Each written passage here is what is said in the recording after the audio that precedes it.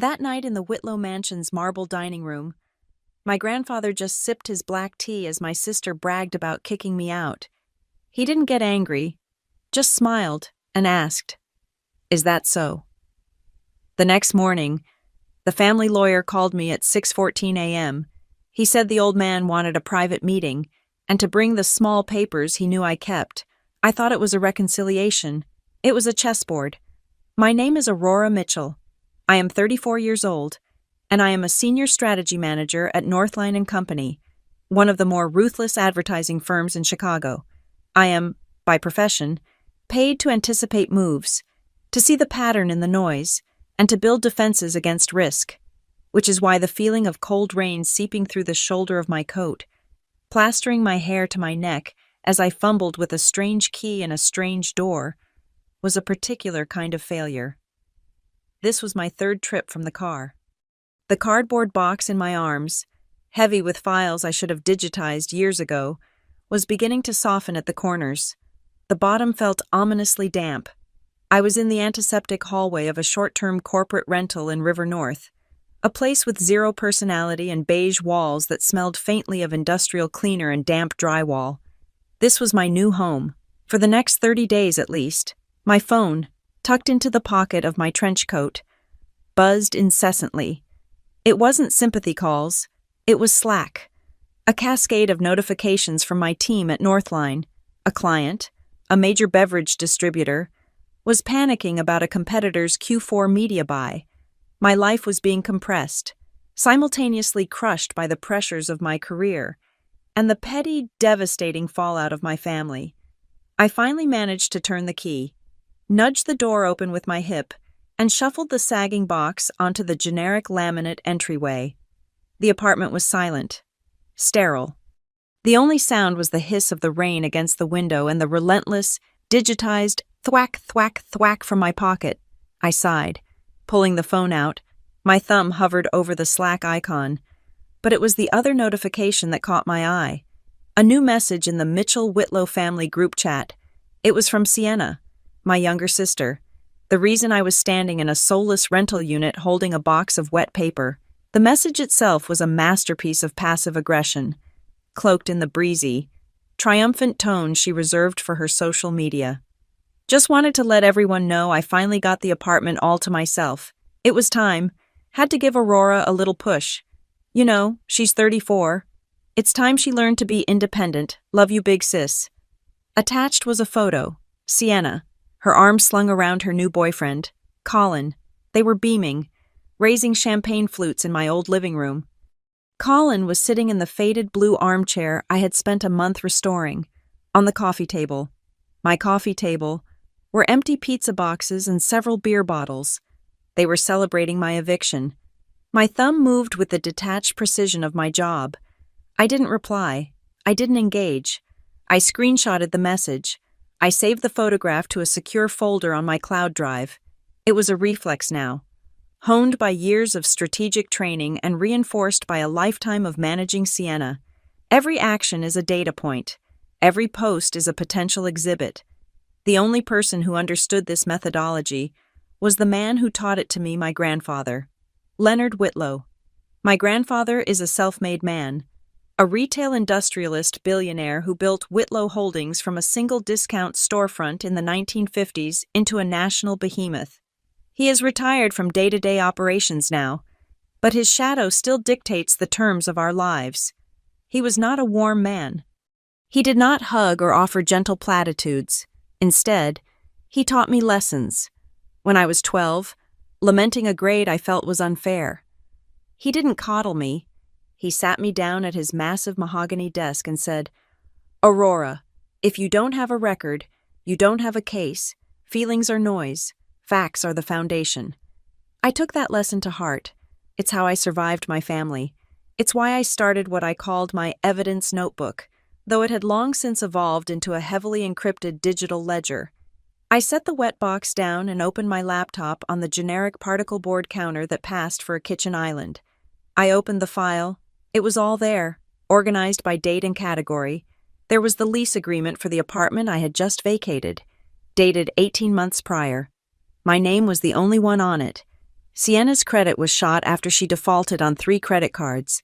She couldn't get approved for a phone plan, let alone a 2-bedroom apartment in Lincoln Park. I signed. She promised to pay her half. There were the bank transfers, a neat column of debits from my account to hers, $2,000 for the security deposit, $500 for the utility setup, another $400 last month when she was a little short because she'd bought tickets to a music festival. There were the emails, Sienna, begging me to co-sign the lease. I swear, Rory, I'll be so responsible this time. He's different. There had been many he's differents. Colin was just the latest. My mind drifted back, pulling up older files stored in memory. 3 years ago, a panicked, crying call from Aspen. Sienna had gone on a ski trip she couldn't afford, tried a black diamond run to impress a guy, and shattered her wrist. She had no insurance. I paid the emergency room bill and the subsequent specialist fees. She never paid me back. Just last year. The work crisis. She had landed a junior marketing gig, a job I had pulled strings to get her. She missed a critical deadline for a product launch, simply forgot to upload the assets. Her director was ready to fire her. I spent 48 straight hours, fueled by black coffee and a quiet, simmering rage, rebuilding the entire campaign deck from scratch. I emailed it to her at 4 a.m. She presented it as her own at 9 and got complimented on her diligence. Sienna took, that was her function. I enabled, that was mine. But the ground beneath us was shifting.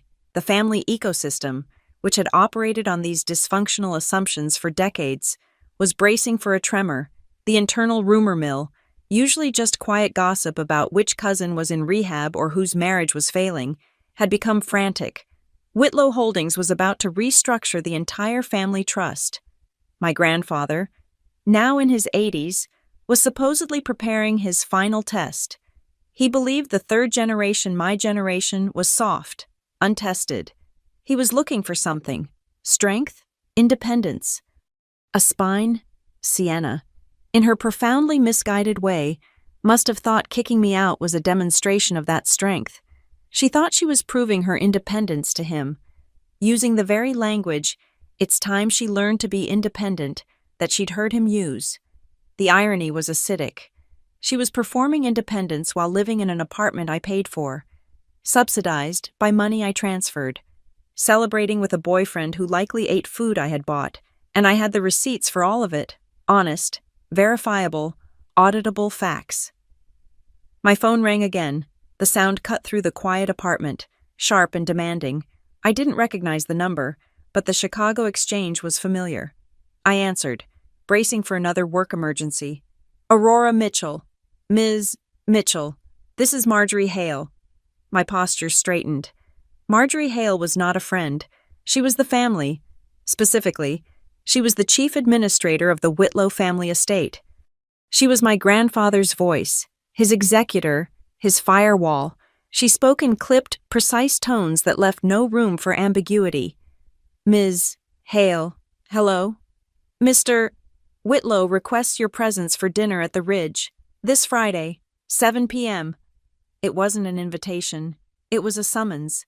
The timing was unmistakable. The test was beginning. I'll be there, I said, my voice steady, betraying none of the chaos churning inside me. Good. There was a pause, just long enough for me to know the conversation wasn't over. And Aurora, she added, her voice dropping slightly. He trusts you know what to bring.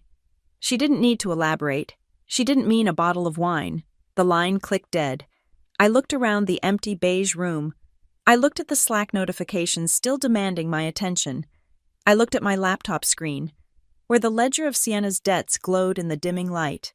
Honest record-keeping. Facts are the foundation. My grandfather wanted the truth. And for the first time in my life, I was preparing to give it to him. Whitlow Ridge was not a home. It was a statement. It sat on the highest point in Lake Forest, a fortress of soaring glass plates and cold Indiana limestone, fused onto the bones of a Gilded Age mansion. You approached it via a long, winding drive, where the gravel sounded less like a welcome and more like a warning. The original structure, all dark walnut and heavy granite, was still visible, but my grandfather had encased parts of it in a modern, sterile shell. It was his way of showing that he respected history, but was not ruled by it. As I pulled my modest sedan up to the main entrance, I felt the familiar compression in my chest. The air at the ridge was thinner, heavier. Ancestors I had never met, captured in heavy dark oil portraits, lined the grand entryway. Their eyes were uniformly severe, judging every arrival. The house smelled of old wood, lemon oil polish, and the faint metallic scent of circulated air. It was the smell of preserved, concentrated power. I had the small, encrypted USB drive in my coat pocket. It felt dense, like a counterweight to the entire mansion. The housekeeper, a woman who had been with my grandfather for 4 decades and moved with silent, unerring functions, took my coat without a word. She merely nodded toward the dining room, where the low murmur of voices confirmed I was the last to arrive. The dining room was a cavern of mahogany and crystal. A fireplace large enough to stand in remained unlit. At the center of the impossibly long, polished table sat my grandfather, Leonard Whitlow. He was the fulcrum on which our entire world pivoted. Seated to his right, already nursing a glass of wine, was my sister, Sienna. Beside her, looking uncomfortable but arrogant in a borrowed suit, was Colin. "Aurora, you're prompt," my grandfather said. It was not a compliment, merely an observation. "Grandfather," I said, taking my designated seat, directly opposite Sienna. The distance between us was a physical representation of our relationship. Sienna flashed me a bright, brittle smile. "Rory, you look dry. Glad you found a place okay. I was worried, with the short notice." I unfolded my napkin. "My new apartment is adequate, Sienna. Thank you." "Adequate, see?" Colin. "She loves it already." Sienna laughed, leaning into him. Colin, seizing his cue, chuckled and draped his arm over her chair.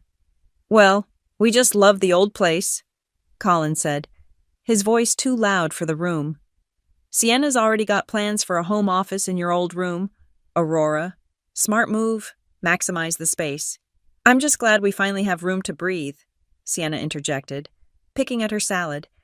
It was the right decision, honestly. I think I did her a favor. It's about accountability. We've all heard grandfather talk about accountability. I focused on the water glass, tracing the rim with my eyes. Do not engage. The facts are the foundation. "She's 34, Sienna continued, warming to her topic. "It's time she learned to be independent. You can't just rely on family forever, right? You have to make your own way." The irony was so thick I could have choked on it. This, from a woman living in an apartment leased in my name, whose utility bills were auto-paid from my checking account, who had taken thousands from me for emergencies that ranged from medical bills to ski trips. "We had a really clear conversation about it," Sienna said, looking directly at our grandfather, who was methodically cutting his steak. She was performing for him. I was firm. I told her, "You have 48 hours to clear your things." I gave her a deadline. I managed the situation. And that was that. Clean break. My grandfather paused, his knife and fork hovering over the plate. He took a slow sip of water. Then, he looked up, not at Sienna, but at me. His eyes were pale blue, the color of a winter sky, and utterly devoid of emotion. He was not looking at his granddaughter. He was looking at an asset, a variable in an equation. It was the look he reserved for the end of a fiscal quarter, just before he reviewed the final balance sheet. He was checking my column, assessing my value, seeing if I was in the red. I held his gaze. I did not flinch. I gave him nothing. He turned back to Sienna, and he smiled. It was the smile from the dining room that night. It was not warm. It was the thin, sharp smile of a man who has just confirmed a critical piece of data. "Is that so?" he said. "The same words as before?" "Absolutely," Sienna beamed, mistaking his calculation for approval. "It's a new era."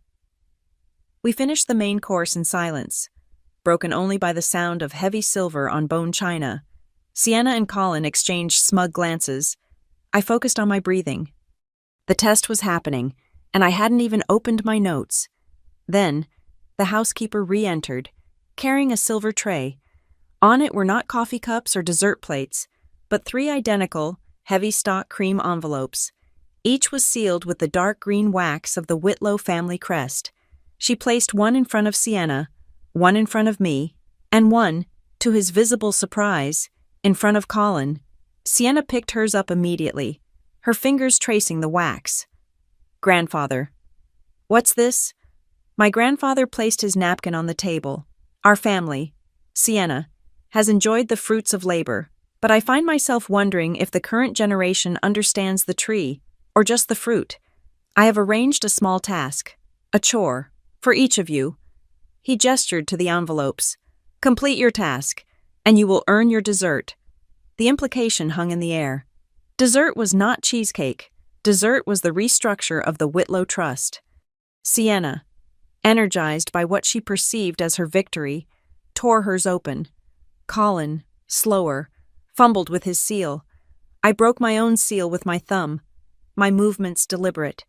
Inside, there was no complex document, just a single, heavy brass key, old and ornate, and a folded note. I recognized the key. It belonged to the auxiliary office within his main library, the room where he kept the private family ledgers, the ones separate from the corporate holdings. I unfolded the note. The handwriting was his stark, angular, and absolute. It contained 5 words. Just give me the truth. It was an order, but it was also, I realized, a shield. He was not asking me to be a tattletale. He was asking me to file a report. I looked up. Across the table, the mood had soured. What is this? Sienna said, her voice sharp. She was holding her phone, which she had used to scan a QR code printed on her card. It's some kind of value questionnaire. Please quantify your contributions to the family asset pool in the last 24 months. What does that even mean? She swiped down on her phone screen. And this? This is a copy of the emergency fund loan agreement I signed 3 years ago. Why are you showing me this? Read the appendix. Sienna, my grandfather said quietly. I don't, she started. But Colin had gone pale beside her. He was staring at his own sheet of paper, which had apparently been inside his envelope. Mr. Whitlow, sir, Colin stammered, his bravado gone, replaced by the naked panic of an amateur caught at the professional's table. I think there's been a mistake. This document, it lists a vehicle from the company motor pool. Vehicle number 405, my grandfather said, his eyes on his water glass. A black sedan, registered to the holding company. Sienna and I used it for a weekend trip, Colin said. I was testing it, for executive response. You listed the mileage claim as a client visit to Milwaukee, my grandfather stated. The GPS tracker and the hotel charges place you in Lake Geneva. That is not Milwaukee. That is unauthorized use of a corporate asset. It is, in simple terms, theft. Sienna looked back and forth between Colin and her phone, the realization dawning that this was not a reward. Grandfather, I don't understand. What does this have to do with the apartment I was being independent? My grandfather finally stood. The dinner was over. His voice was not raised, but it cut through the room, silencing Sienna's protest.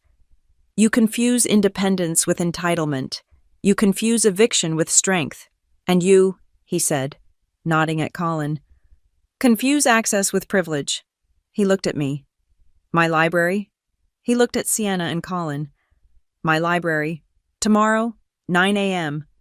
He turned and walked out of the dining room, leaving the 3 of us in the suffocating silence, the scent of old money and new panic thick in the air.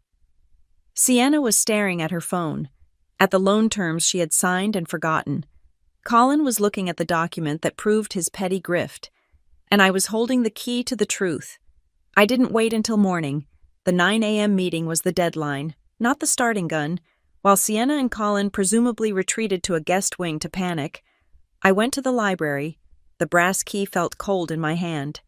The library was my grandfather's true office, a two-story room of dark walnut that smelled of old leather, book paper, and the faint, lingering scent of floor wax. The air was still, heavy with the weight of decades of decisions. I walked past the shelves of leather-bound histories to a specific panel. I twisted the spine of a book, a cliché he thoroughly enjoyed, and a section of the wall clicked open. It revealed the auxiliary office. This room was not grand. It was functional. Steel, glass, and a single, massive, fireproof safe set behind a bleak 19th century painting of a storm at sea. The key turned with a heavy, oiled, and perfectly silent thunk. The door swung open. There was no cash, no gold, no bearer bonds.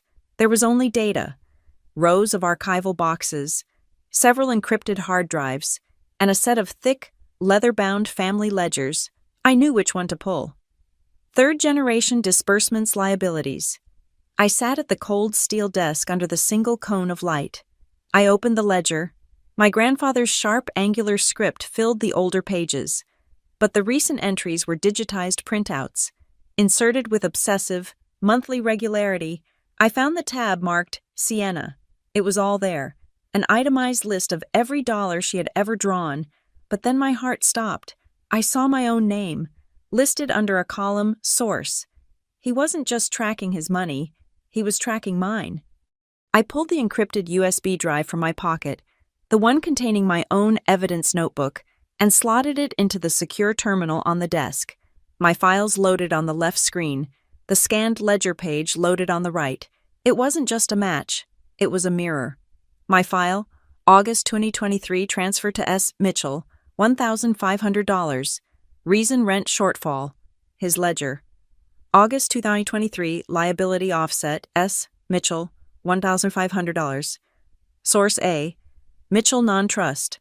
My file. January 2024 payment to Aspen Valley ER, $4,200.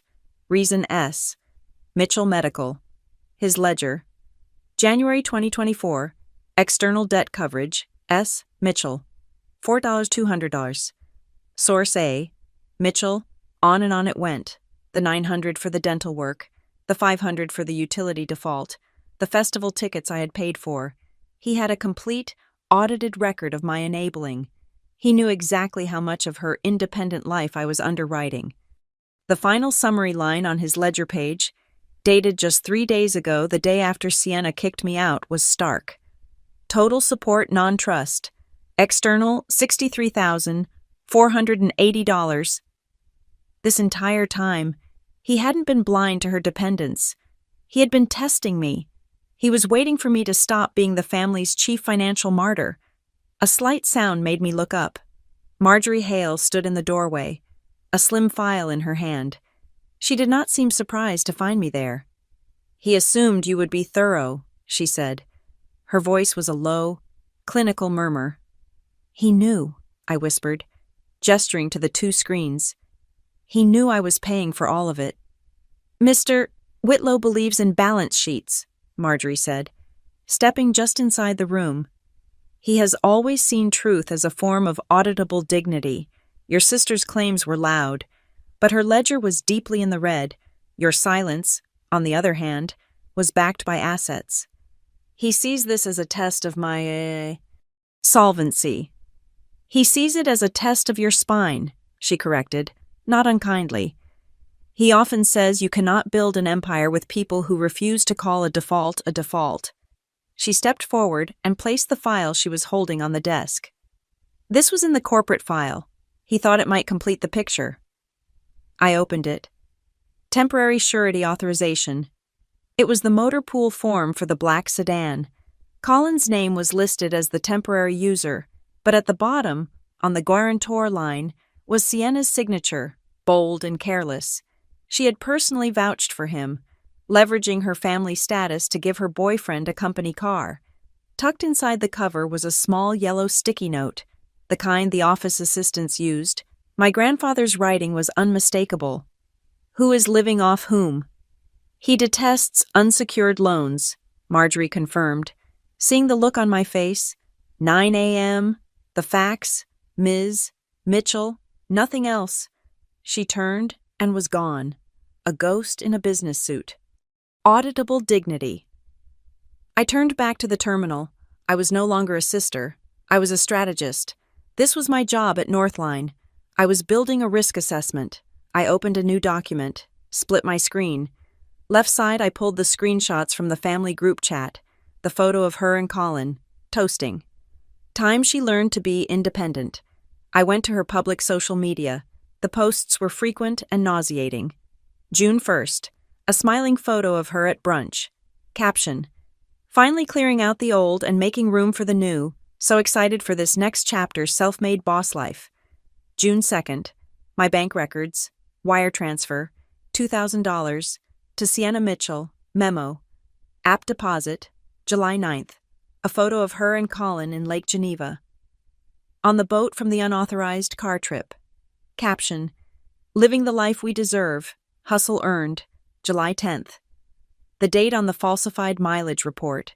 The date her credit card payment, for which I was co-signed, was due. The pattern was undeniable. Every public boast of independence was a smokescreen for a private act of financial dependence. I methodically captured each instance, lining up the date of the boast with the date of the bailout, the final piece, the apartment security logs. As the leaseholder, I had full access. I logged into the building's portal. I pulled the time-stamped footage from Tuesday, 2:14 p.m. Me, my face tight with humiliation, carrying a heavy box of books through the lobby in the rain. 4:58 p.m. Less than 3 hours later, the elevator doors open. Sienna, laughing, her head thrown back, Colin, right behind her, dragging 2 large suitcases into the apartment. He wasn't a guest. He was a resident. I took a high-resolution screenshot, the look of pure, mean-spirited triumph on my sister's face, the casual, proprietary way Colin swiped his new key fob. I added it to my file. I created a new heading, Legal Financial Risk Exposure. Item 1. Breach of Lease Contract Article 4. Section 2. No unapproved occupants. I flagged my own credit score as the primary asset at risk. Item 2. Fraudulent eviction, illegal occupation. I noted her 48-hour demand was legally void, and her immediate replacement of me with a non-paying, unapproved tenant constituted a hostile seizure of the lease. Item 3. Complicity in corporate asset misuse. I attached the scanned surety document. My work was done. I had the ledger, the timeline, the social media boasts, the bank transfers, the surety form, and the video evidence. I didn't need emotion. The facts were cold, hard, and perfect. I opened a final blank document. I typed the heading, Executive Summary Mitchell Asset Liability Review. I did not write a letter. I wrote a briefing note. 1. A documented discrepancy exists between stated independence and factual financial dependence. 2. Total non-trust support sourced from A.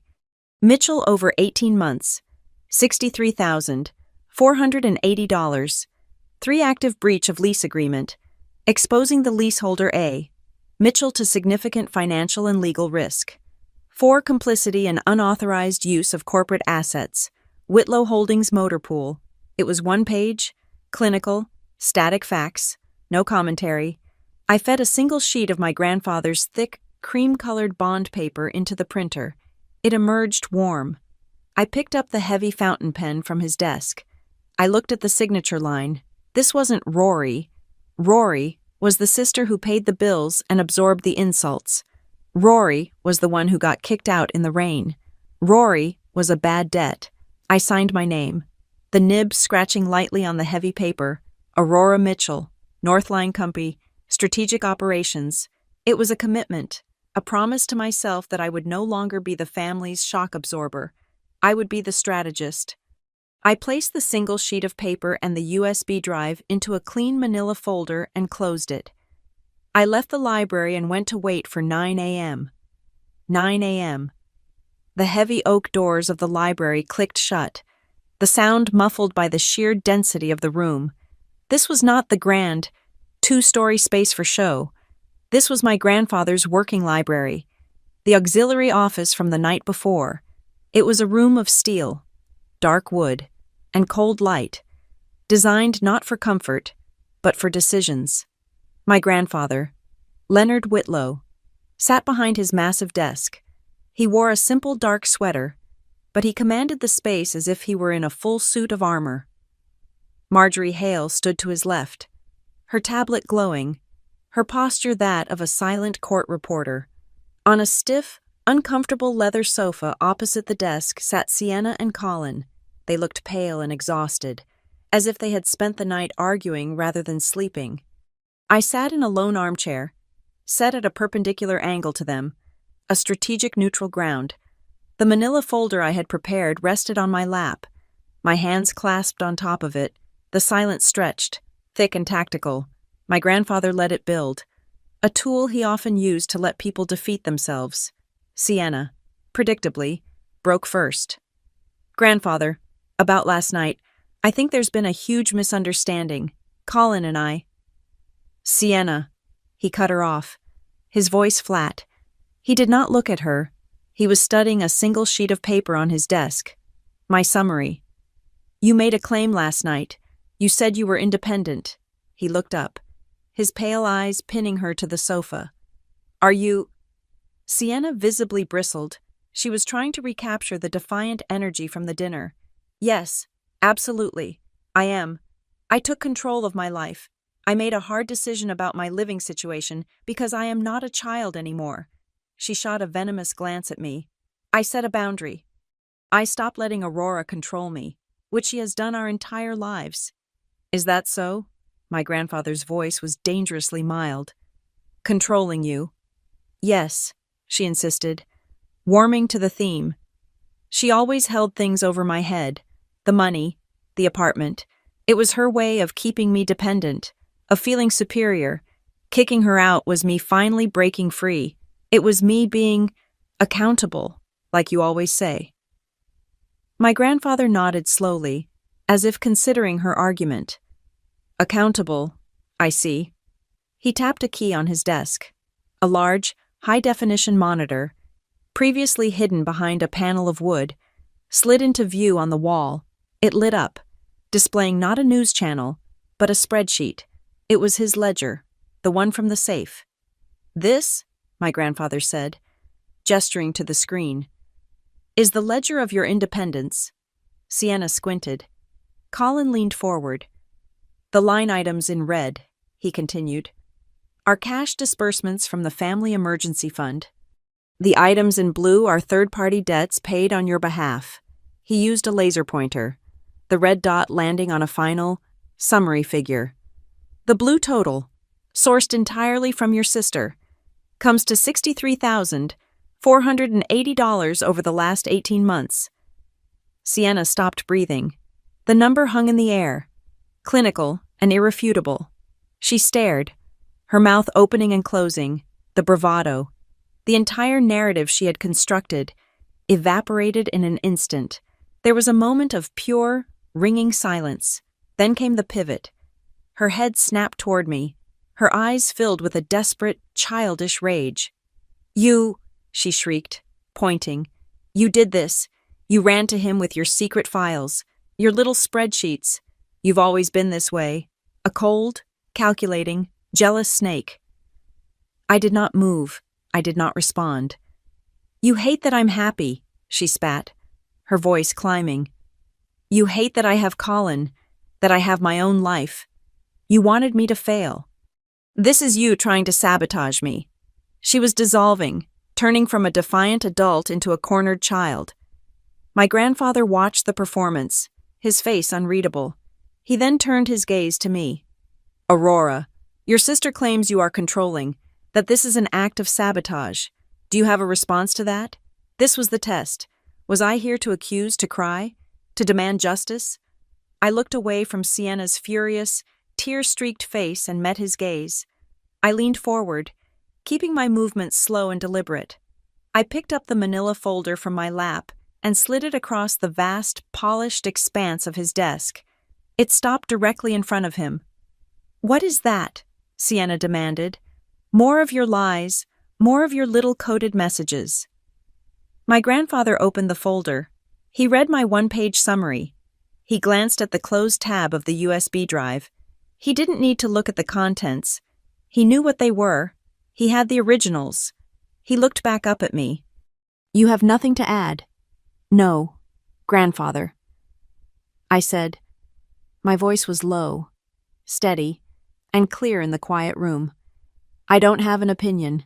I only brought the truth, the lease agreement, the bank statements, the building security logs.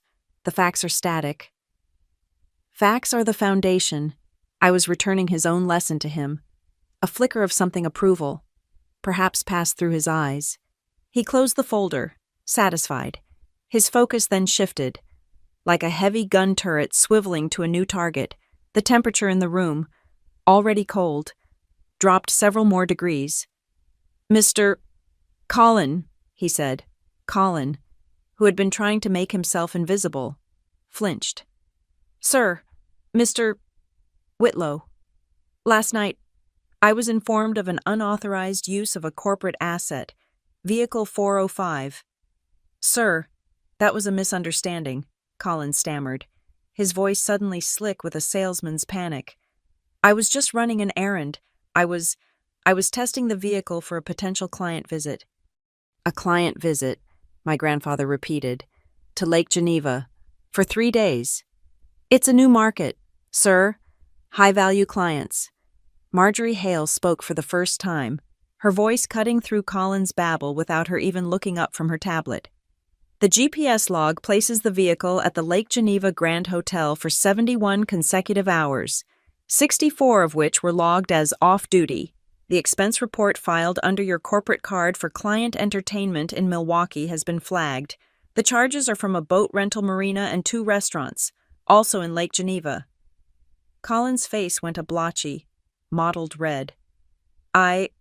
Sienna said, I was going to pay it back.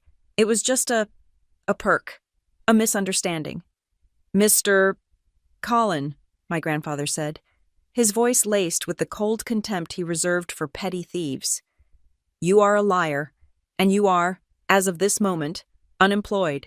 The firm you work for is a subsidiary supplier to Whitlow Holdings. That contract is now under review. You will be escorted from the premises. Our legal team will be in touch regarding the fraudulent expenses and the theft of corporate property." "What?" Sienna grabbed Colin's arm. "You can't. He didn't. It was my idea. I told him it was fine." "Then you are a fool," Leonard said. Marjorie pressed a button on her desk phone. The library doors opened, revealing the 2 suited security men from the previous night. They did not enter. They waited. Colin looked at Sienna, his eyes wide with panic. "Sienna, do something, tell him."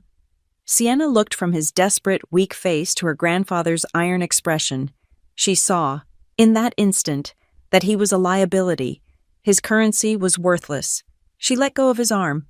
Colin stood, smoothed his cheap suit, and walked out of the room, flanked by the security team. The door clicked shut, sealing him out. The silence that followed was different.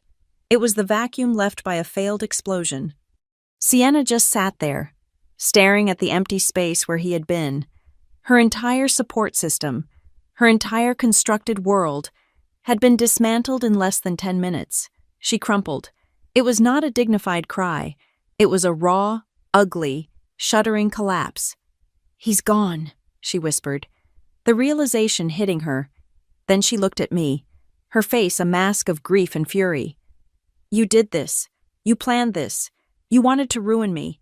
You wanted me to have nothing." "Sienna, I started, but she was beyond reason. "You're cruel. Aurora," she screamed, the word echoing in the quiet room. "You're a cold, heartless, cruel bitch. You always have been." Thwack. The sound was sharp, violent. My grandfather had slammed his heavy oak walking stick flat onto the surface of his desk. The impact vibrated through the furniture. Sienna froze, a sob trapped in her throat. Leonard Whitlow leaned forward. His voice was a low, guttural growl, freighted with a lifetime of authority. "Cruel." He pushed himself to his feet, holding the cane. Cruel is not this. This is an audit. This is a correction. He took a step toward her. Cruel is not enforcing a contract. Cruel is not presenting a fact. Cruel is taking the sister who has housed you, funded you, and saved you, and throwing her out into the rain so a parasite can take her bed. That is cruel. Sienna recoiled, as if he had slapped her.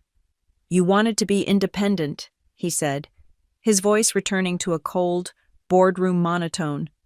You wanted to be accountable. I am granting your wish. Someone in this family needs to learn how to sign a lease and pay a security deposit with their own money. It will no longer be Aurora. He looked at me, then back at her. This is the Whitlow test. It begins today. It will last for 30 days. Your every action, your every decision, will be observed and recorded. Your final position within the family, and within the trust, will be determined by your performance. Do not, he said, his eyes locking on Sienna, disappoint me further. He turned, walked to the door, and left. Marjorie Hale gathered her tablet and followed him without a word, leaving me alone in the sterile, silent room with the wreckage of my sister. I left the Ridge that morning and drove straight to the office. The brutalist glass and steel tower of Northline and Company was, in its own way, as cold as my grandfather's library, but here, the coldness was a comfort. It was transactional, not personal. Here, my value was measured in deliverables, in market share percentages and strategic insights. It was a language I understood, a game with rules I had mastered. I walked onto the 42nd floor, the open-plan office already humming with a nervous, caffeinated energy. My team, seeing me, immediately looked away, then back, unsure of my status. News of family drama, especially Whitlow-level drama, travels faster than any internal memo. I ignored them, set my bag down, and booted up my terminal.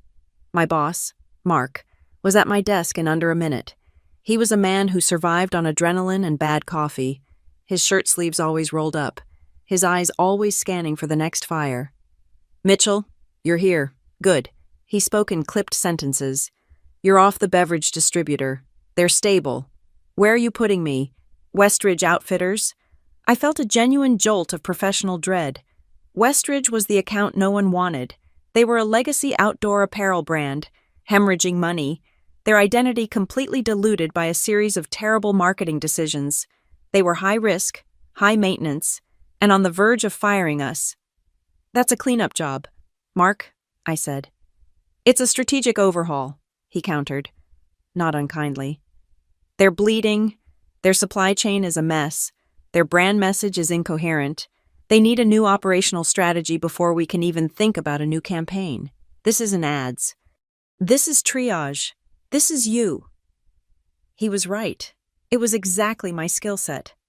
Fine, send me the core files.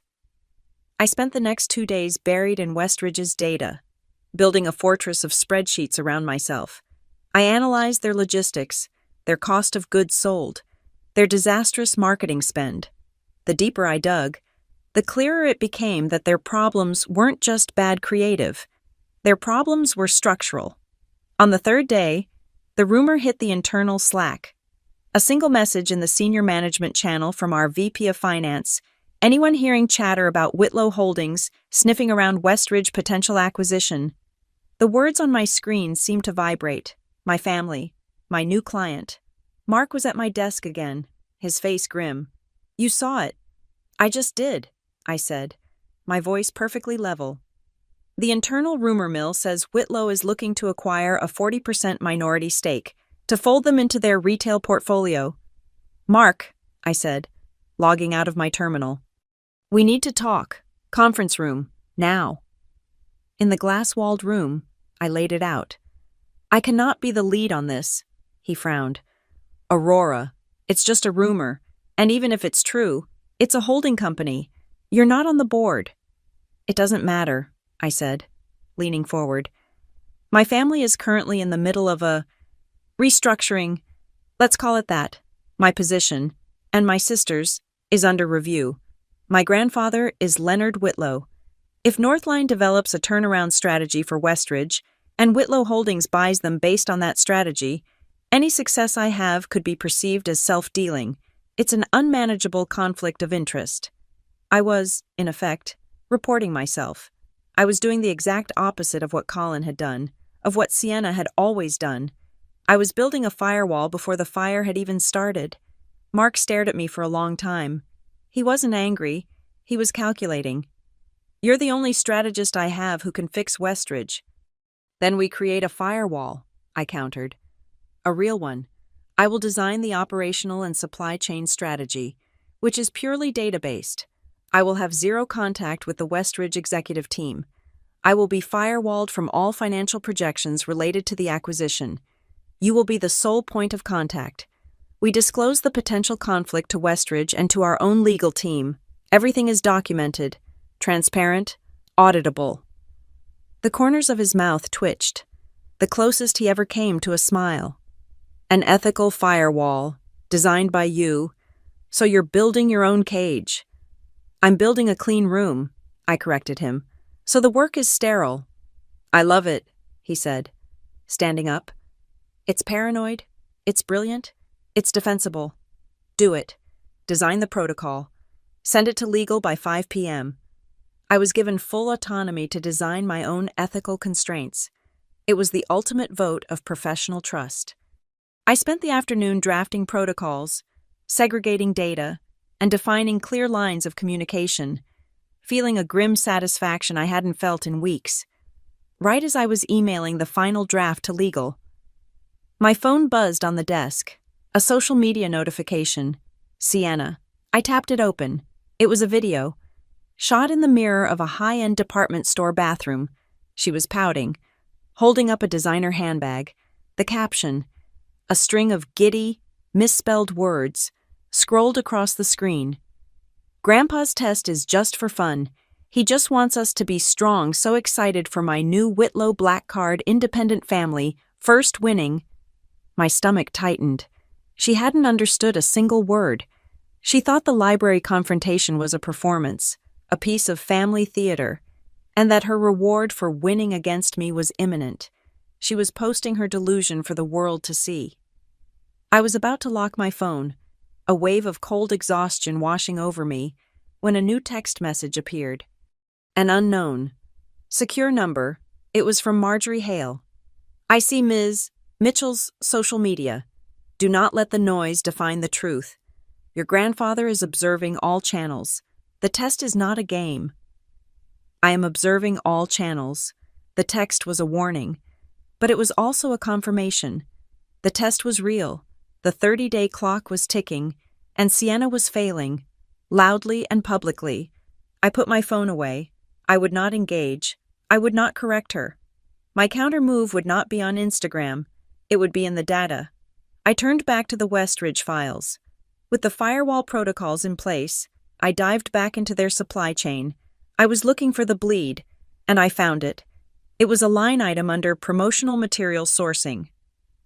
A vendor named Apex Innovative Solutions. Westridge had been paying Apex an escalating, exorbitant fee for everything from branded tents for music festivals to cheap backpacks for influencers. The invoices were vague, the deliverables opaque.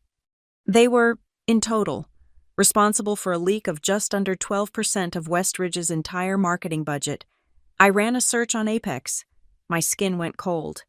The company was registered as a Shell LLC in Delaware. The registered agent was a name I didn't know, but the secondary business address listed on a state filing, I knew it. It was the mailbox services store Colin had used 2 years ago when he tried to launch a failed crypto consulting scam. I kept digging, cross-referencing public incorporation records, social media trails. The registered agent of Apex was Colin's cousin. A network of other shell companies was linked to the same address, all feeding small, inflated invoices to different mid-level companies. Colin wasn't just a grifter who stole car rides. He was a professional parasite. He had embedded himself in Westridge's supply chain, likely through a contact in their marketing department, and was systematically siphoning their revenue. He was, in effect, stealing from my grandfather's potential acquisition. He was stealing from me. My hands were shaking, but not with fear. It was a cold, pure rage. I did not call Marjorie. I did not call my grandfather. I did not write a tell-all email. I did my job. I opened a new document. I drafted a 2-page strategic memo, addressed to Mark, for him to deliver to the West Ridge executive team. I did not mention Colin. I did not mention fraud. I did not use the word theft. I wrote, in the detached, clinical language of a strategist. A review of Q2, Q3 promotional expenditures reveals significant financial leakage. The vendor Apex Innovative Solutions presents a critical vulnerability. Their billing is non-compliant with industry standards, and their cost-to-value ratio is negative. I detailed the 11.7% budget drain. I recommended an immediate and full independent audit of their contract and an immediate termination, citing non-performance. A new transparent bidding process for these materials, I concluded, will result in an estimated 8 to 10% cost savings, reallocatable to high ROI digital media. It was a professional document, a piece of analysis, a solution. It was also, I knew, a kill shot. The memo would unknowingly land on the desk of whatever junior executive Colin had compromised. It would trigger a full-blown corporate investigation. It would sever his primary income stream. He had come into my home, lived on my money, and humiliated me. He thought he was insulated by his connection to Sienna. He had no idea his real vulnerability was a line item in a balance sheet I was paid to audit. I hit send. Attaching the memo to Mark, Sienna could have her selfies and her fantasy black card. I chose to be silent online and to put my energy into the documents that mattered. The facts were the foundation, and I was about to trigger an earthquake. The memo on Westridge went into the corporate machine on a Monday. By Wednesday, the tremors had started. Mark confirmed, his eyes wide, that Westridge's COO had called an emergency all hands with their finance department. The vendor, Apex Innovative Solutions, was suspended pending a full forensic audit.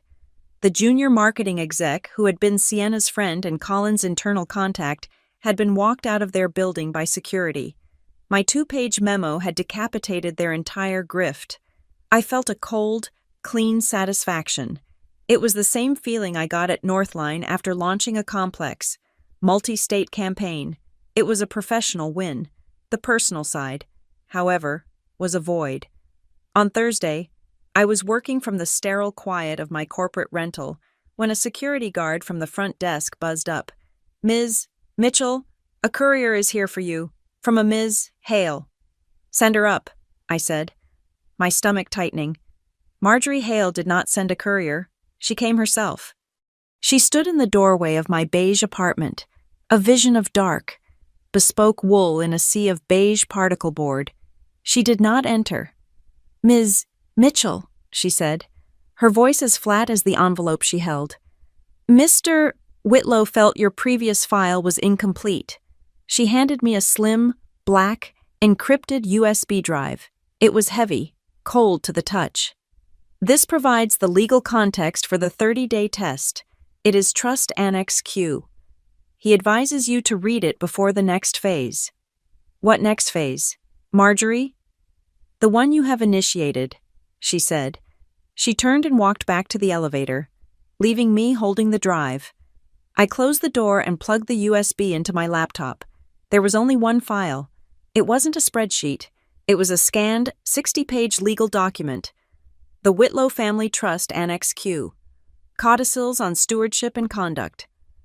I scrolled past pages of dense legal definitions until I reached the operative clauses. My blood went cold. It was not a metaphor. It was a mechanism. I found the first one. Section 3, the No Humiliation Rule. I read it twice. Any beneficiary who willfully and publicly engages in conduct, written or digital, intended to humiliate, defame, or financially destabilize another family member, shall be subject to immediate review and potential disqualification from all discretionary trust distributions. Publicly, digital. My mind flashed instantly to Sienna's triumphant, gloating Instagram story. The champagne flute, the picture of her and Colin, the caption, "Had to give Aurora a little push. time she learned to be independent. It wasn't just a petty, childish brag, it was a public execution, and it was, according to this document, a direct, actionable violation of the trust itself. I scrolled down, my hands feeling numb. There was more. Section 4, the care clause. This was the one that stopped my breathing. It wasn't about caring for others, it was about self-preservation. A beneficiary's eligibility for primary distributions, it read, shall be contingent upon a demonstrated ability to establish and maintain healthy financial and personal boundaries. A beneficiary who willfully and repeatedly subsidizes demonstrably destructive or dependent behavior within the family unit shall be deemed to be failing in their fiduciary duty to the trust's core principle of sustainable growth. I leaned back, staring at the beige wall. This was the real test, and it wasn't just for Sienna. It was for me. My entire life. I had thought my enabling of Sienna was a personal failing, a flaw in my character. I never realized my grandfather had quantified it. He saw it as a financial vulnerability, a failure of stewardship. My evidence notebook wasn't just me tracking my sister's debts.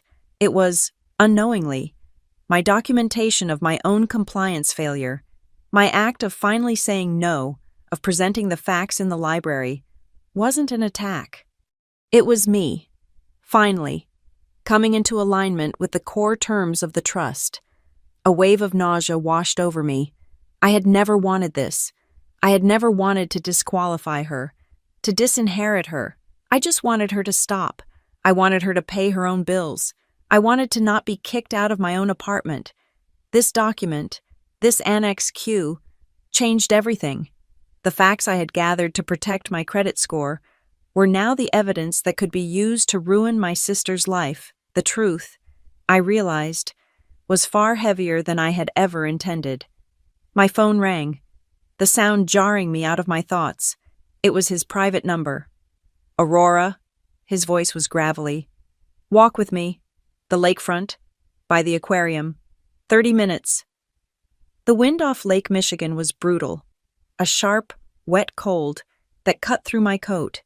He was already there, standing by the water, looking less like a billionaire and more like a very old, very tired man in a heavy wool coat.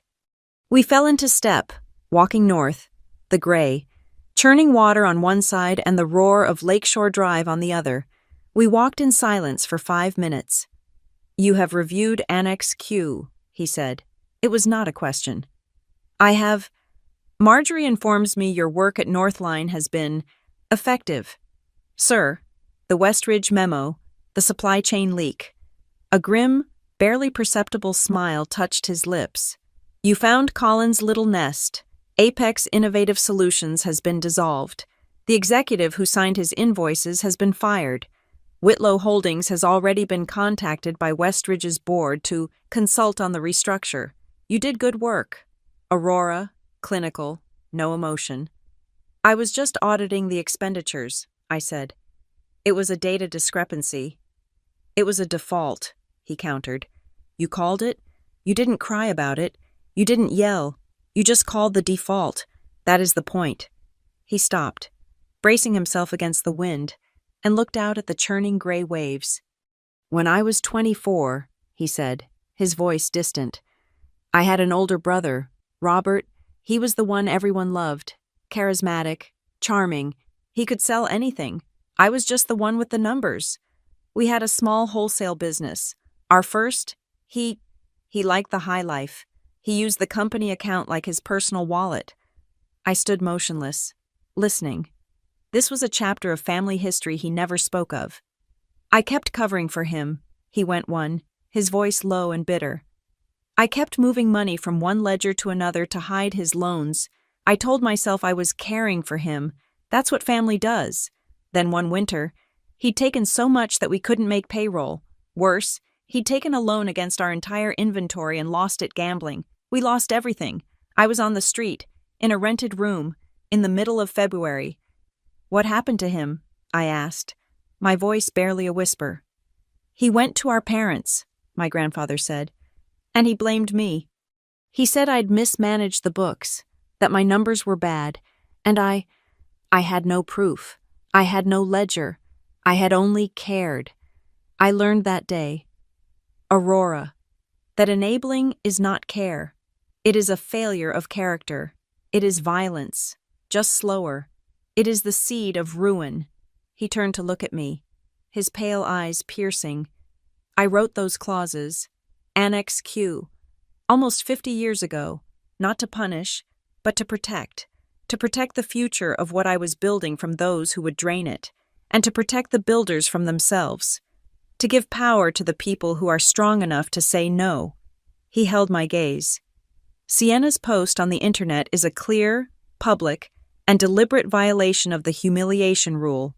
Your ledger is the clear, factual evidence for her dependence, and your own past failure under the care clause. The 30-day test is the observation period. The board will be forced to act. This is no longer my personal decision. It is the mechanism of the trust, and you have just provided it with all the fuel it needs. He paused, the wind whipping his gray hair. So, I have one question for you. This is not about the trust. This is about character. You have the facts. You have the power. Do you want to win, or do you want to be right? I thought about the word win. It felt cheap. It felt like Sienna. Toasting with Colin in my apartment. That was a win. This was a reckoning. I looked away from him, back to the cold, unforgiving water. I don't want to win, I said, the wind pulling the words from my mouth. Winning implies one person has to lose, and she's already lost. I just want things to be fair. I want the books to be balanced. I want it all to be right, without any more emotional violence. I don't want to destroy her. I just wanted her to stop destroying me. He looked at me for a long, hard moment. I saw something in his face I had never seen before, not approval, but recognition. He nodded, a single, decisive dip of his chin. A final calculation had been made. Fairness, he repeated, as if tasting the word. A balanced book. That is a good, clean number. He gave my shoulder a single, awkward pat. Good. Go back to work. Aurora. He turned and walked back toward the waiting black car, his cane tapping a steady, firm rhythm on the pavement. I stayed by the water until I was numb with cold. When I got back to my apartment, my laptop was pinging. A new email had arrived. It was from Marjorie Hale. It was addressed to me, to Sienna, and to the 5 independent directors of the Whitlow Trust Board. Subject urgent. Summons to a special meeting of the Whitlow Trust Board. The message was brief. A full review of beneficiary conduct under Annex Q of the trust agreement has been triggered. Your presence is mandatory. This Thursday, 10:04 a.m. Not 10, not 10:15, 10:04. The time itself was a message precision, accountability, and no room for error. The family confrontation was over. The formal proceeding was about to begin. The boardroom at Whitlow Ridge was nothing like the library. It was a modern, sterile glass box cantilevered over the formal rose gardens, which were now dormant and skeletal under the flat gray November sky. It was a room designed for surgical precision. We were not seated as a family. 6 individuals, the independent trustees of the Whitlow Trust, sat in a severe semicircle.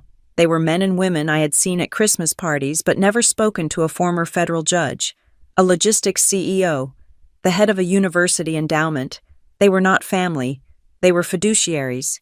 Sienna and I sat at a narrow table facing them. My grandfather, Leonard Whitlow, sat to the side, against the glass wall. He was not at the head of the table. He was an observer, his hands clasped on the head of his walking stick, his face perfectly neutral. This was his design, a system that would outlive him, a machine of pure governance, and in a chair set slightly apart from Sienna, looking pale and ill-fitting in his suit, was Colin. He had clearly been summoned, and his presence was that of a defendant. The clock on the wall read 10:04 a.m. The meeting began. Marjorie Hale stood. She was not acting as the family administrator. She was acting as counsel to the trust. This special meeting has been called, she began, her voice crisp and amplified by the room's acoustics. to conduct a formal trigger review under Annex Q of the Whitlow Trust Agreement. The review was initiated by evidence of potential conduct violations by the beneficiary Ms. Sienna Mitchell, and a review of the financial stewardship of the beneficiary Ms. Aurora Mitchell. She used a remote. The large monitor behind the trustees lit up. Exhibit A, Marjorie said. It was the screenshot of Sienna's Instagram story. The champagne, the apartment, the caption about kicking me out, and independence. This digital post, shared publicly, constitutes a potential violation of the no humiliation rule outlined in Annex Q. Section 3. Sienna shifted, her breathing audible. Exhibit B, Marjorie continued. The screen changed. A flowchart. A summary of non-trust support provided by Ms. Aurora Mitchell to Ms. Sienna Mitchell. Over the previous 18 months, total $63,480. This pattern of subsidy, coupled with the behavior in Exhibit A, triggers a review under the Care Clause, Section 4. Exhibit C, a scanned document, the lease agreement for my former apartment, my name the sole signature. Exhibit D, a complex corporate diagram. A forensic audit of Westridge Outfitters, a potential acquisition target for Whitlow Holdings, uncovered a shell vendor, Apex Innovative Solutions. This vendor has been verified as a fraudulent entity operated by Mr. Collin, facilitated by his relationship with Ms. Sienna Mitchell, resulting in a loss of over $112,000. The trustees stared at the evidence. The room was utterly silent. The head trustee, a woman with steel gray hair who had been the federal judge, addressed Sienna. Ms. Mitchell, this evidence is concerning. You will have an opportunity to respond. Please begin. Sienna stood, her hands trembling. She looked first at our grandfather, who offered no support, then at me. Her fear curdled instantly into rage. This is a lie, she said, her voice too sharp. This is a trap. Aurora has been planning this for years. She's obsessed with me. She's been collecting things, twisting them. She wanted me to be dependent on her so she could pull this, so she could look like the good one and make me look like a child. She pointed a shaking finger at me. She's the one who violated the family. She's the one who brought this all out. She's jealous. She's always been jealous. She couldn't stand that I was happy, and that I was finally standing up to her. The judge let her finish, her expression unchanging. Your claim, then, is that this evidence is fabricated. It's taken out of context. She's making it look bad. The judge nodded. I see. She then looked at me. Ms. Aurora Mitchell, you have a presentation. I stood. I did not look at Sienna. I addressed the board. I am not here to provide context. I am here to provide the data. I have 8 slides. I clicked the remote Marjorie had given me. The screen changed. My slide was black text on a white background. No logos, no design. Slide 1, a timeline. On the left, the date of each public claim of independence or self-made status posted by my sister. On the right, the corresponding date of a cash transfer, bill payment, or debt settlement made by me on her behalf. The screen filled with a 2-column list. The correlation was absolute. Slide 2, lease liability. The apartment in question was leased solely in my name. The security log, time-stamped, shows my sister's partner, Mr. Collin, moving in with his luggage less than 3 hours after I was forced to vacate. This is a violation of the lease terms, exposing me, the leaseholder, to significant financial and legal risk. Slide 3, asset misuse. The surety authorization form for the company car, signed by Sienna. Slide 4, the Westridge matter, a simplified version of my memo, showing the 11.7% financial leak from the Apex vendor. I clicked to my final slide. It was just a number, $63,480. This is the total. I am not an accuser, I am a strategist, and this is a bad number. It represents an unsecured, high-risk, non-performing debt that I have been servicing. My only action has been to stop servicing it. I finished. The silence in the room felt heavy, like packed earth. Trustee number 3, the endowment head, leaned forward. Ms. Mitchell, Aurora, this is a comprehensive, and I must say, damning, collection of data. What is it you hope to gain from this presentation? Are you petitioning the board for a reallocation of your sister's portion of the trust? It was the crucial question, my grandfather's question. Translated, do you want to win, or be right? No, I said, my voice clear. I seek no personal gain. I am not petitioning for any financial redistribution. I am here only to confirm to the board that I have corrected my own failure under the care clause. I will no longer subsidize this behavior. The facts are presented simply to validate that my decision is based on a long-term, unsustainable pattern. I am just balancing the books. I will no longer be paying. I sat down. The judge turned her gaze to Colin. Mr. Colin, the board has reviewed the report from the Westridge audit. Apex Innovative Solutions. Can you explain your position with this company? Colin, who had been sweating profusely, tried to bluster. I was a consultant. Apex is a legitimate sourcing business. Those invoices were for services rendered. This is just a misunderstanding. Aurora is just trying to... Mr. Colin, Marjorie Hale interjected. The forensic audit is complete. It found no evidence of any rendered services. It did find direct wire transfers from the Apex account to your personal offshore account. Routed through your cousin's name, the Westridge board has already filed a criminal complaint. Colin's face collapsed. He had no rebuttal. He sank back into his chair. A man completely hollowed out. The judge looked back at Sienna. Ms. Mitchell, your partner has been exposed as a fraud, using your family name to steal from a corporate entity. You have been documented publicly humiliating your sister, who was simultaneously funding your entire life. The board finds you in clear and severe violation of Annex Q. My grandfather sat perfectly still, listening. He did not intervene. He was testing his system. He was letting the machine work. Sienna saw it, the finality, the judgment, the end of the line. Her entire world, built on lies and my money, was gone. She broke. No, she cried. The rage gone, replaced by pure, desperate panic.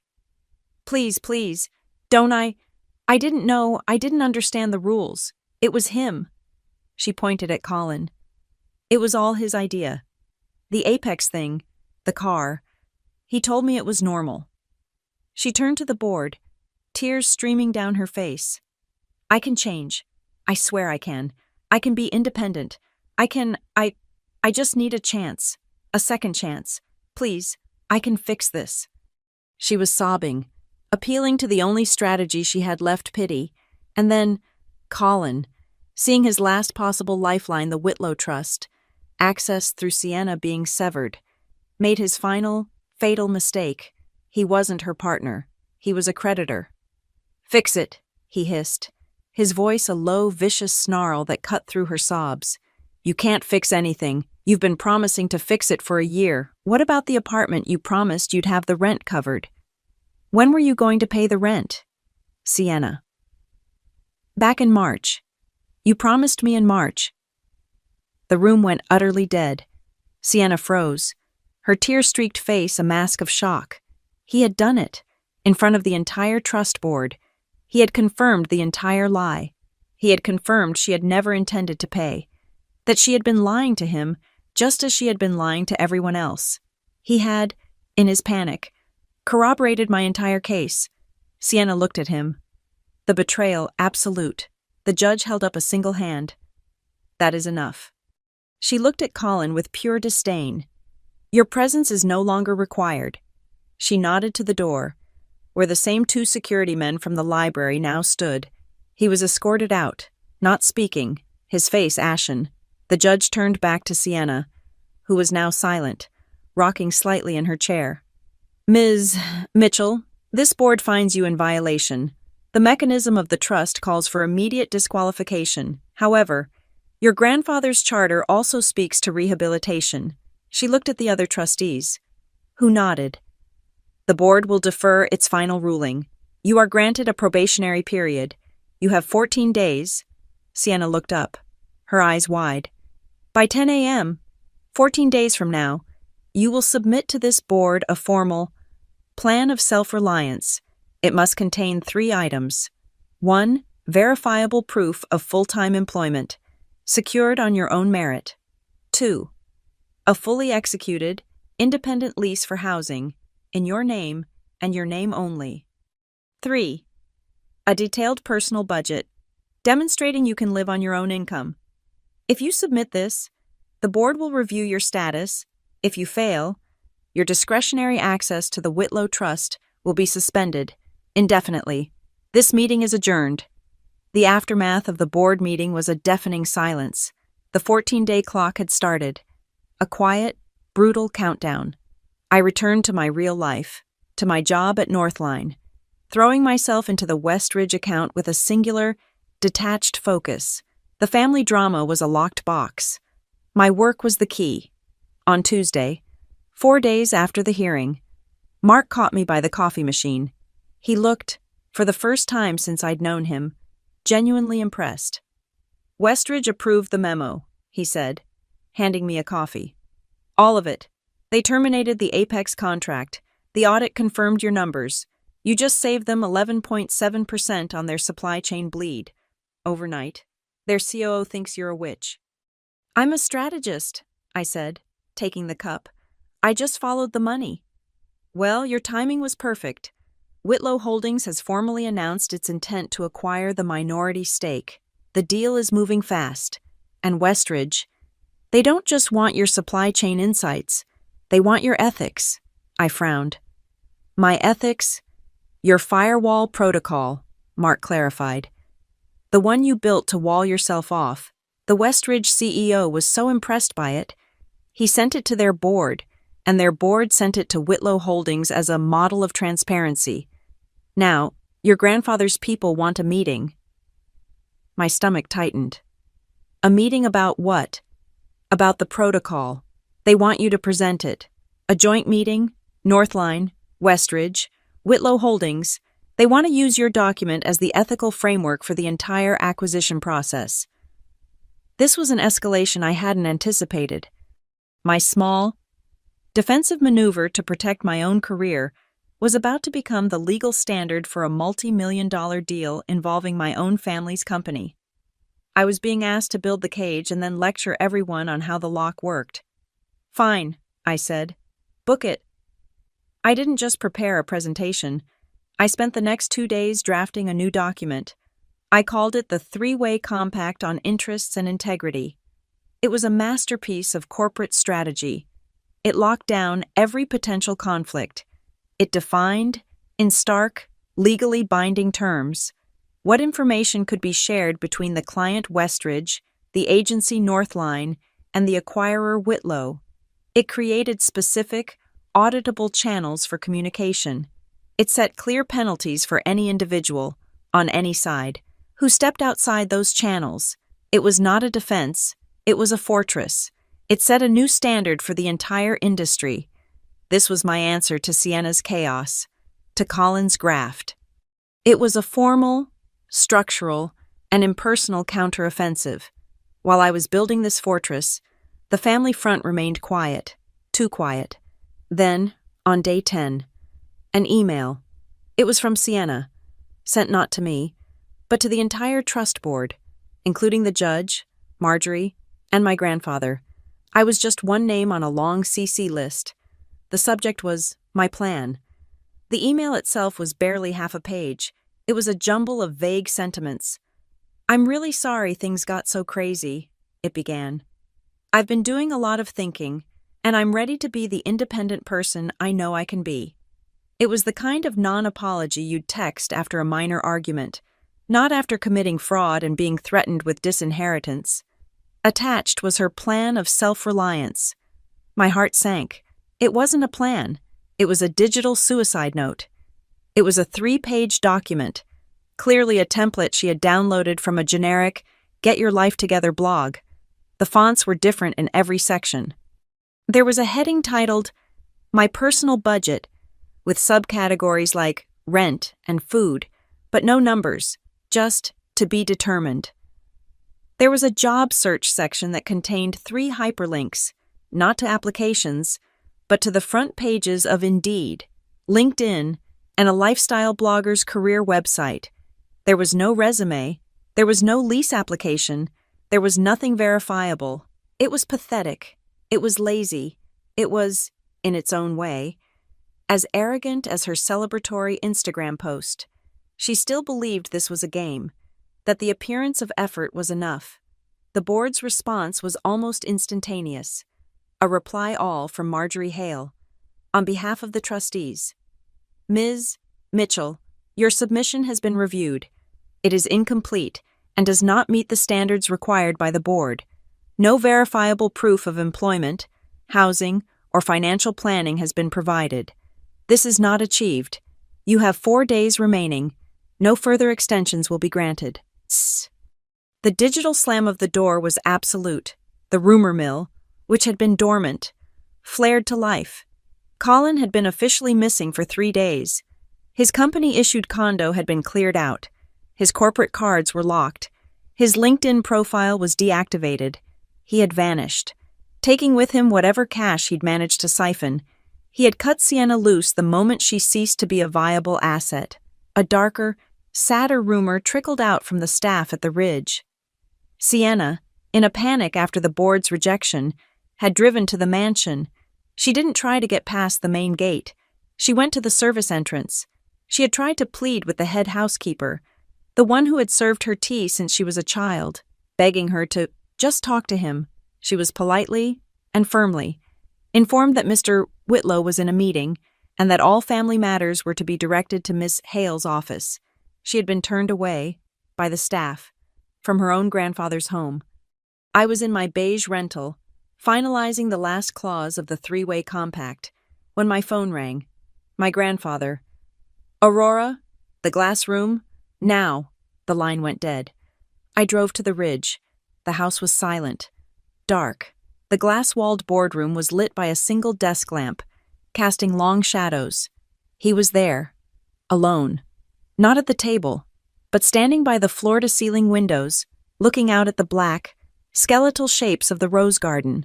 He was wearing an old cardigan. In his hand, he held a pair of pruning shears. On the table was a single, perfect crystal vase, containing one withered, brown rose. Your compact, he said, not turning. Marjorie received a copy from the Westridge board. It's a framework to ensure transparency, I said, standing by the door. It's a cage, he said, a rare note of approval in his voice. A well-built one. You present it on Friday. He turned back to the window. With a sharp snick, he cut the head off the dead rose. It fell to the table. She came here today, he said, his voice quiet. She tried to bribe the kitchen staff with a watch I gave her for her 16th birthday. I closed my eyes. She doesn't understand, he said. He stared at the bare, thorny stem in the vase. She thinks this is about my affection. She thinks she can cry, or apologize, or bargain her way back in. She thinks I'm a father, but I am a founder. The system must be protected. He looked at me, his eyes reflecting the dark garden. You know, he said. My brother, Robert, the one who ruined me, he threw me out of our house, too. I had nothing but the clothes I was wearing. I remember. I learned how to rent a single room. It was damp. The window was cracked. I could see my breath, but I paid for it, with my own money. And you know what? I didn't die. He made another cut, trimming the stem.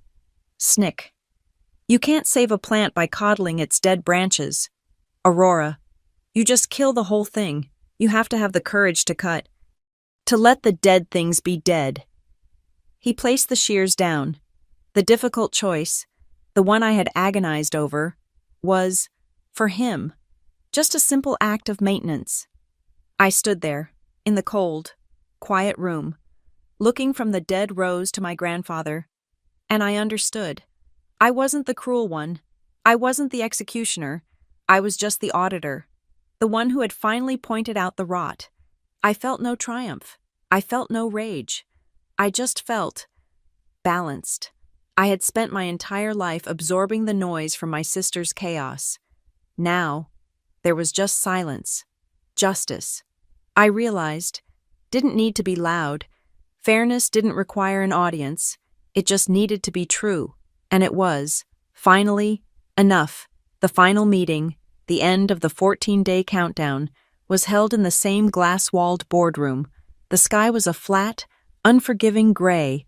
The trustees were in their seats, a silent tribunal. My grandfather was in his chair by the window, a statue of watchful patience. The air was not tense, it was static, suffocated, waiting for the inevitable strike. Sienna was already there when I arrived. She was a different person from the one who had screamed at me in the library. She looked hollowed out, her skin pale, her eyes bruised with exhaustion. She wore a simple gray dress and clutched a new manila folder in her lap. She looked up when I entered, a flash of her old defiance, but it was weak, like a dying ember. She looked away. The judge, the chairwoman of the trustees, began the meeting at exactly 10 a.m. Ms. Sienna Mitchell, the board has received your revised plan of self-reliance. We will review the documents you submitted at 9:52 a.m. Marjorie Hale stood, and the large monitor lit up. Document 1, she said, is a letter of offer from Shop Vibe Media for a position as a probationary junior content associate. A scan of the letter appeared. It looked plausible. Document 2 is a personal budget, Marjorie continued. The screen changed to a spreadsheet. It was detailed. It listed her exact probationary salary, itemized taxes, a bus pass, a food allowance, utilities, and rent. For the first time, it looked like a real budget. Document 3 is a lease agreement for a shared room occupancy in a multi-bedroom apartment. A quiet murmur passed through the trustees. On the surface, it was a stunning turnaround. It appeared she had, against all odds, met the criteria. She had done the work. I watched, holding my breath, waiting. The judge leaned forward, adjusting her glasses. Ms. Hale, the letter of offer. Please enlarge Section 5. Conditions of offer. Marjorie clicked. The text expanded. This offer of employment is conditional and probationary, contingent upon the successful completion of a 90-day review and the verification of professional references. Trustee number 3, the endowment head, spoke. The board's own inquiry, conducted this morning, found that the professional reference provided was Ms. Sienna Mitchell's former roommate, who is also the intern who hired her. The role is not salaried. It is a stipend per project basis. This is not secure employment. Ms. Mitchell, it is contingent gig work. Sienna shrank in her seat. It's a start. It's a real job. Let us move to the lease, the judge said, her voice hardening. Ms. Hale? The lease agreement appeared. It was for a small room in a larger apartment. The rent figure matched her budget. Please show the addendum, the judge said. The image changed. It was a single page, a tenant agreement addendum. The primary leaseholder for the apartment, Marjorie read, her voice a monotone, to whom Ms. Mitchell will pay her rent directly, is listed as Mr. Collin. The silence that filled the room was a physical weight. Sienna had not escaped. She had not found independence. She had simply downgraded her status. She was no longer his girlfriend living in my apartment. She was now his tenant, living in his. She had mistaken a different cage for freedom. The risk of dependency, the core of the Annex Q violation, was not just present. It was the entire foundation of her plan. Sienna, the judge said, and the use of her first name was a mark of finality. This is not independence. This is a shell game.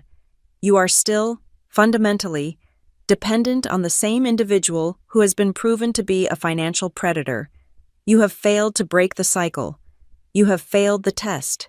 No, Sienna cried, the word tearing out of her. No, you don't understand.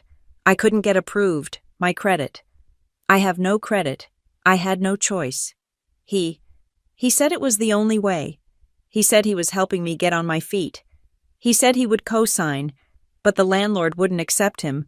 So he took the whole lease and he's letting me have a room. He's helping. He is controlling you, the logistics CEO trustee said, his voice flat. He has made himself your landlord, your banker, and your employer, all in one. You have not achieved independence. You have achieved total capture. Marjorie Hale stepped forward, her eyes fixed on Sienna. Her voice was not unkind, but it was devoid of emotion. It was the voice of an auditor stating a final sum. Sienna, let us remove him from the equation. If we were to inform Mr. Collin that all trust funds are suspended, and he, in turn, terminated this lease, if ShopVibe rescinds its conditional offer, if you are left standing on the street with only yourself, what do you have? Sienna stared at her. Her mouth opened, but no sound came out. She looked at the trustees, her eyes wide with a desperate, silent plea. She looked at our grandfather, who just watched her, his face a mask of disappointment. She looked at me. She had no answer. She was nothing, a vacuum. A liability defined entirely by the assets of others. She looked down at her hands and was silent. The test was over. The judge picked up her papers. The board finds Ms. Sienna Mitchell in complete and final violation of Annex Q. The probation has failed. We will now move to the vote on her permanent disqualification from the Whitlow. Madam Chairwoman. My voice cut the air. Every head in the room snapped toward me. Sienna flinched, as if I had struck her, bracing for the final, triumphant blow. I have a final document to submit. It is a petition regarding the allocation of assets, should this vote pass. The judge frowned. This is highly irregular. Ms. Mitchell. It is, I agreed, but it is a material factor in the board's decision. I stood.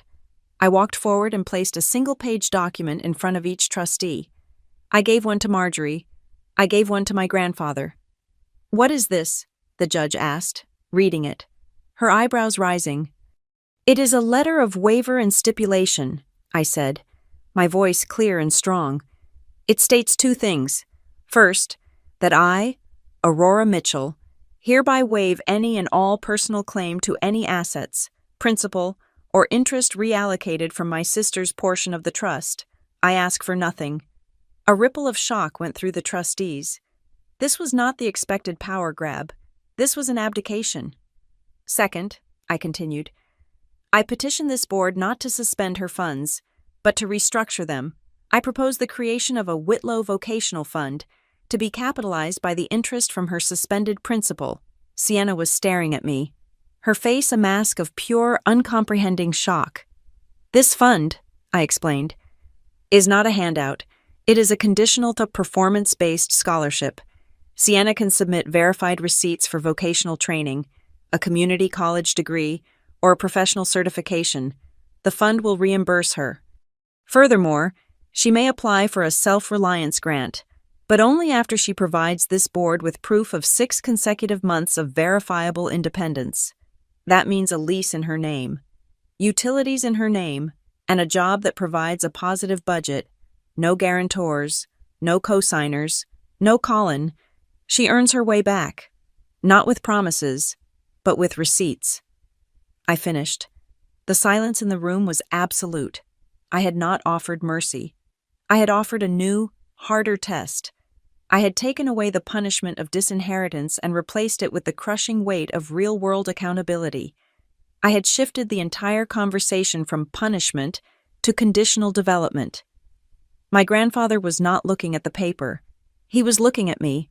His face was unreadable, but I saw, for the first time, a flicker of profound recognition. I had learned his lesson. I was not coddling a dead branch. I was building a stronger, separate trellis and forcing the vine to grow on its own. I had shown him a healthy boundary and a form of kindness that was conditional, auditable, and sustainable. The judge was nodding, a slow smile spreading on her face. Ms. Mitchell, Aurora, this is an extraordinary and constructive proposal. The board will crash. The door of the boardroom flew open, slamming against the glass wall. Colin stood there, his hair wild, his suit jacket torn. He was being restrained by two massive security guards. "Let go of me!" he screamed, his voice raw with panic. "You can't do this. I have a right to be here. That's my money you're talking about. Mr. Colin, you are trespassing," the judge snapped. "You're giving her a scholarship," he shrieked, his eyes bulging. He had clearly been listening outside. "Are you insane? Don't waste your money. She can't do it." He lunged, breaking free for a second, and pointed a shaking finger at Sienna, who had recoiled in her chair. "She's a parasite. She can't do anything. She's never worked a day in her life. She'll waste it. She'll give it to the next man she finds. She's worthless. She's a black hole. Don't you dare waste good money on her." It was the most purely venomous act I had ever witnessed. He was not a partner. He was a parasite, and his host was being taken away. Sienna let out a small, strangled cry. It was the sound of her last illusion shattering. She finally saw him. He was not her savior. He was her assassin. The endowment head, trustee number 3, held up a hand. He did not look at Colin. He looked at Marjorie. "Ms. Hale," he said, his voice cold, "please recite Annex Q, Section 3, Subsection B, the humiliation rule, as applied to third parties." Marjorie, calm as ever, recited from memory. "Any non-beneficiary, acting in a formal trust proceeding, who publicly defames, humiliates, or attempts to financially intimidate a member of the trust, shall be cause for an immediate and permanent severance of all financial ties between that individual and any entity within the Whitlow Holdings portfolio." Colin froze. He didn't understand the words. The trustee translated, his voice filled with contempt. "Mr.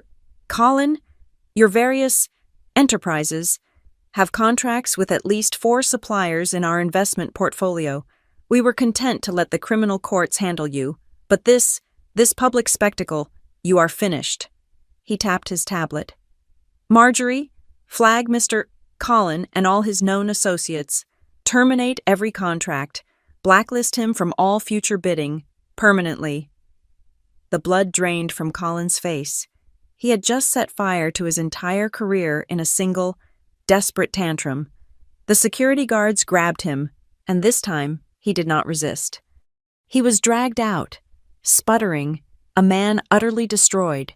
The door clicked shut. Sienna was weeping, her head in her hands. It was not a performance.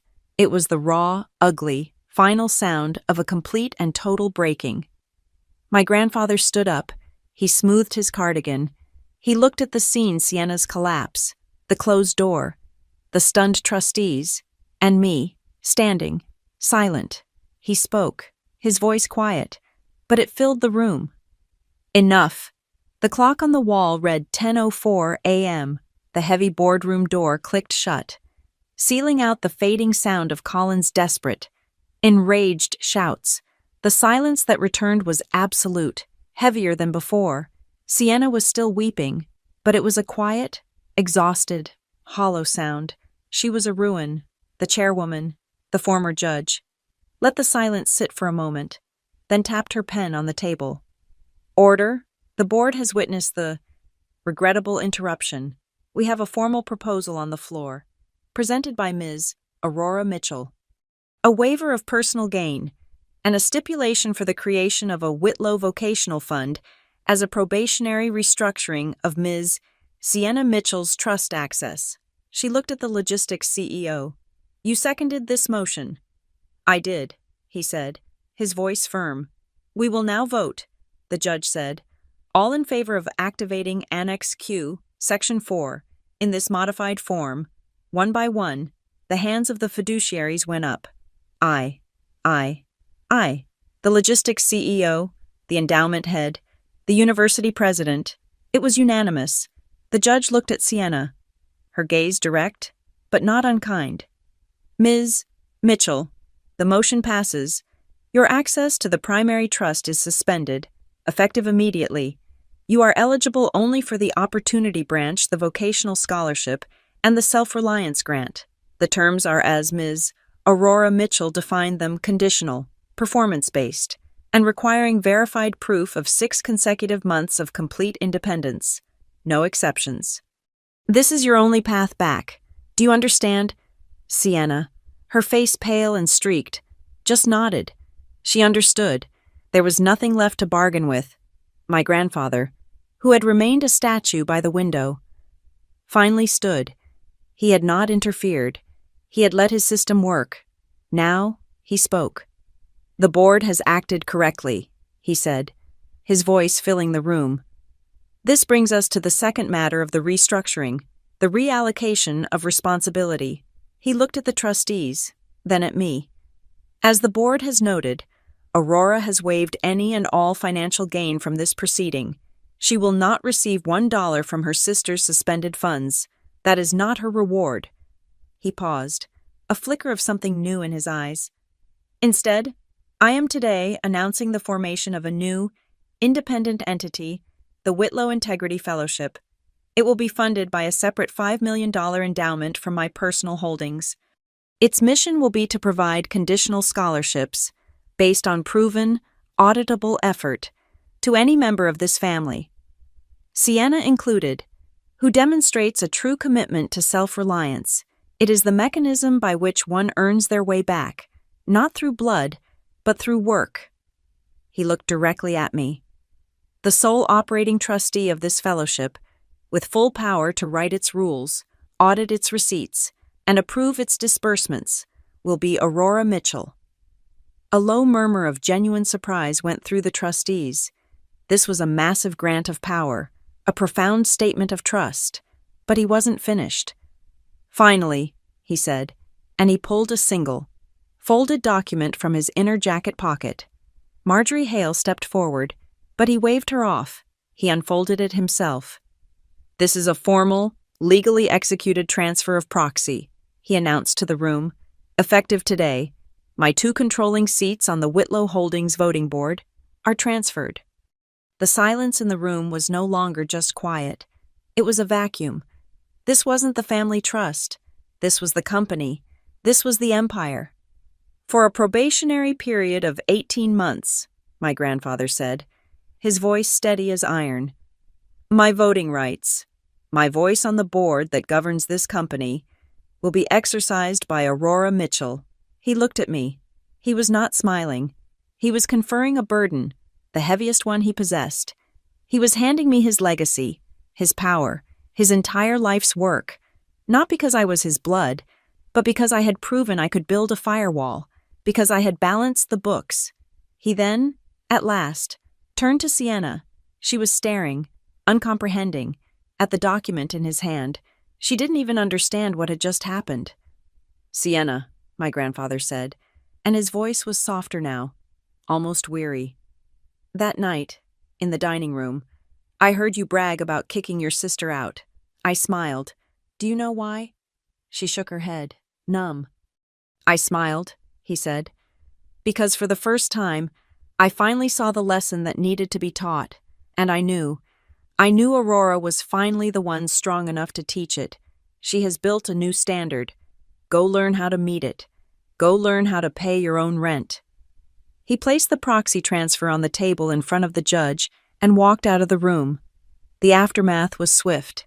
Colin, as the trustees had ordered, was terminated. The blacklisting was immediate. We learned later from Marjorie that his access cards to the satellite office he used were deactivated before he even reached the parking lot. His corporate accounts were frozen, his contracts severed. He had ceased to exist in the Whitlow ecosystem. My own climax came the next day, not in a family boardroom, but in a corporate one. Friday, 9 a.m., I was at the Northline headquarters, standing at the head of our largest conference table. On one side sat the executive team from Westridge Outfitters. On the other, the acquisition team from Whitlow Holdings, my grandfather's most senior people. I was not Aurora the granddaughter. I was Ms. Mitchell, senior strategist. I presented my document, the three-way compact on interests and integrity.